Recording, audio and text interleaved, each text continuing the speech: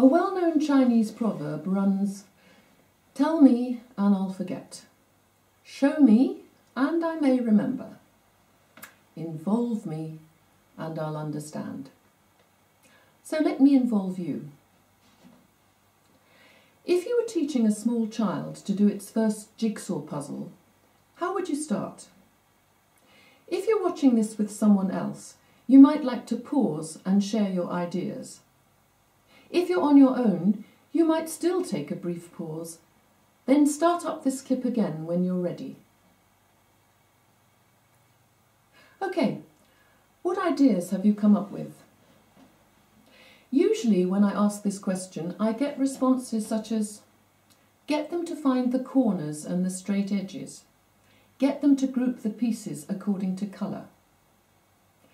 The most obvious bit of advice, may be so obvious that people tend not even to suggest it, is to look at the picture on the lid of the box.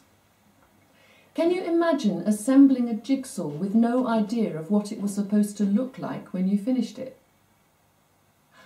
Well, it might make the task more challenging, but it's not the way most people would do it.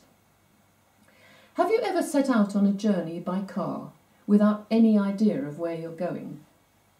Admittedly, these days with satellite navigation, it is possible to follow all the directions to a destination without having a complete understanding of the overall journey, but I'll bet you have some idea in advance of how far away it is, where it is, and how long it will take you to get there, not to mention why you want to go there in the first place, even if you haven't mastered all the details of the journey. But crazily, you know, at school, when we either teach or are taught something, we frequently set out on the journey without any of these crucial factors having been considered.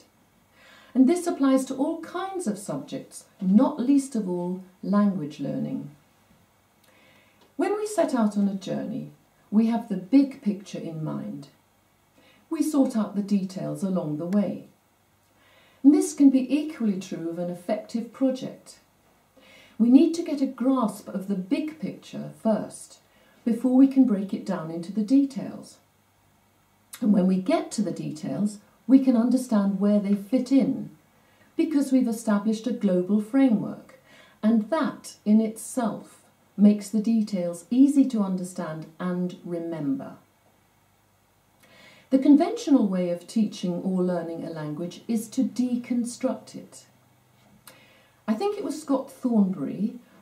Scott is a very well-known and innovative teacher. He's also a teacher trainer, and he writes methodology and course books on English as a foreign language. So I think it was Scott who coined the expression deconstructed. And he's absolutely right.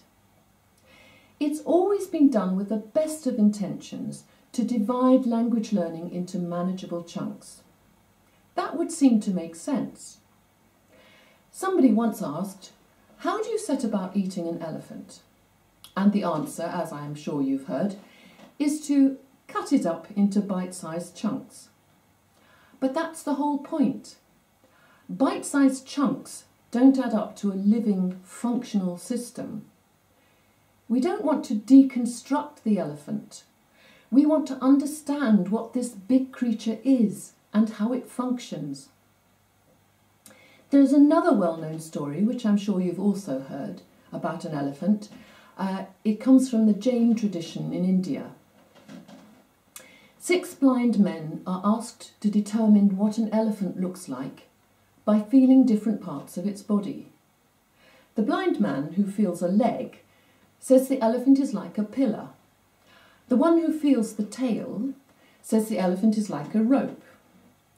The one who feels the trunk says the elephant is like a tree branch. The one who feels the ear says the elephant is like a hand fan. And the one who feels the belly says the elephant is like a wall. And the one who feels the tusk says the elephant is like a solid pipe. A king explains to them, all of you are right. The reason every one of you is understanding it differently is because each one of you touched a different part of the elephant. So actually, the elephant has all the features you mentioned.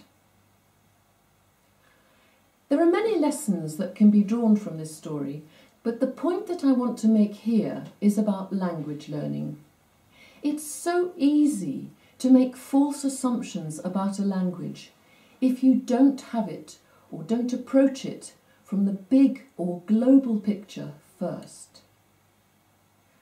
If you'd like to see some real examples of what I mean by this, check out some of the other clips in this series at theglobalapproach.co.uk, and I hope to see you there.